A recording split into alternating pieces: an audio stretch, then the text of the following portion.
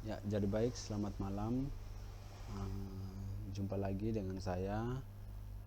Pada video kali ini saya ingin mempresentasikan secara singkat dari materi mengenai sistem informasi manajemen manufaktur. Nah, sebelum kita masuk ke materi, saya ingin mempresentasikan diri saya dan teman kelompok saya dulu. Nama lengkap saya Melvianus Ngongo, NIM 1220004 dan Prodi Teknik Informatika. Dan juga ada teman kelompok saya yang bernama Cornelius Dedi, NIM 1220001 Prodi Sistem Informatika. Nah, di sini saya akan mewakili kelompok untuk mempresentasikan secara singkat apa yang dimaksud dengan sistem informasi manajemen manufaktur. Nah, kita lanjut saja ke materi. Pertama itu pengertian dari sistem informasi manajemen manufaktur itu adalah sistem informasi manufaktur, atau dalam bahasa Inggris berarti Manufacturing Information System, adalah suatu sistem berbasis komputer yang secara fungsional mendukung dalam manajemen urusan perusahaan yang berkaitan dengan manufaktur produk. Tumpuan utama dalam sistem ini terletak pada 3 bagian, yaitu ada input, ada proses, dan ada output. Nah, lanjut, di sini ada penerapan sistem informasi manajemen manufaktur untuk mengelola bisnis. Yang pertama itu, teknologi industri saat ini sudah bergeser yang dulunya masih banyak menggunakan tenaga manusia, namun sekarang telah digantikan oleh mesin dan perangkat komputer. Hal tersebut juga diikuti oleh kemajuan sistem informasi manajemen, salah satunya di bidang manufaktur. Dan yang kedua adalah dengan adanya sebuah sistem informasi bagi perusahaan industri yang bergerak di bidang pembuatan bahan baku, suku cadang, dan komponen lain, integritas sistem sangat diperlukan dengan kecanggihan teknologi saat ini. Nah, lanjut, di sini ada tujuan utama sistem informasi manajemen, yaitu dibagi atas 2 bagian, yaitu tujuan utama dari sistem informasi manufaktur ini adalah mampu mendukung fungsi produktif yang mencakup seluruh kegiatan dalam perusahaan. Dan yang kedua, perusahaan manufaktur merupakan sebuah badan usaha yang mempunyai aktivitas khusus dalam mengelola material atau sering disebut dengan bahan mentah hingga menjadi barang jadi, kemudian akan dijual kepada konsumen atau pemakai. Nah, di sini ada karakteristik dari perusahaan manufaktur itu sendiri sebagai berikut adalah: 1. Mesin dalam skala besar. 2.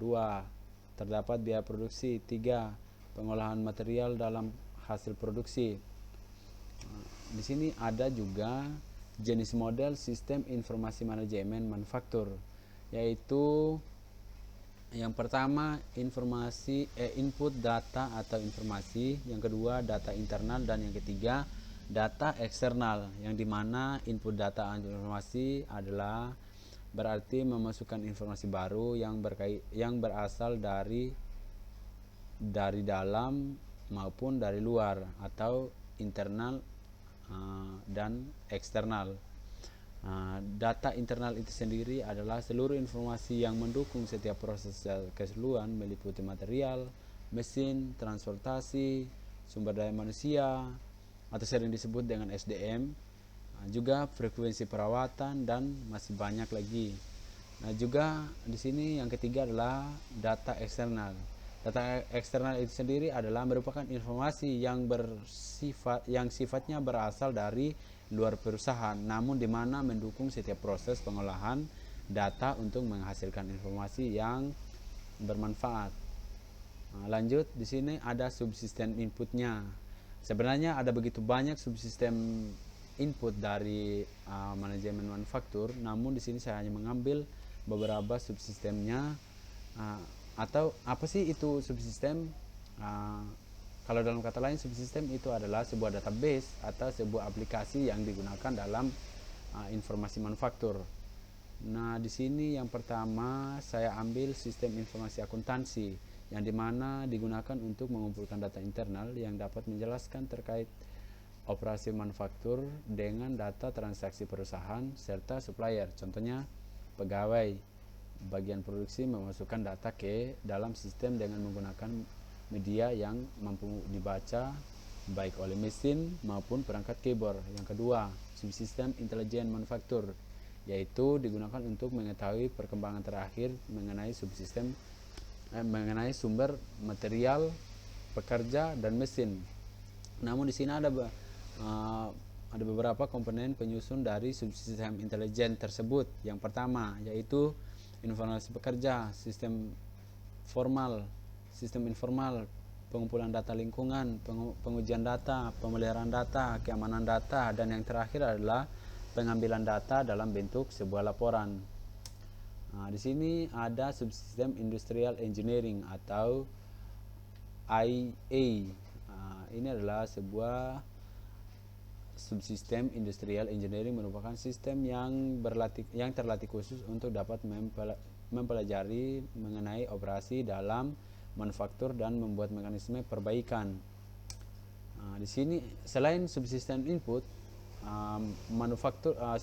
informasi manufaktur juga mempunyai subsistem output, yang dimana adalah subsistem output itu sendiri berfungsi untuk memberikan informasi yang diperoleh dari hasil pengolahan data yang meliputi produk, kualitas, persediaan, dan biaya.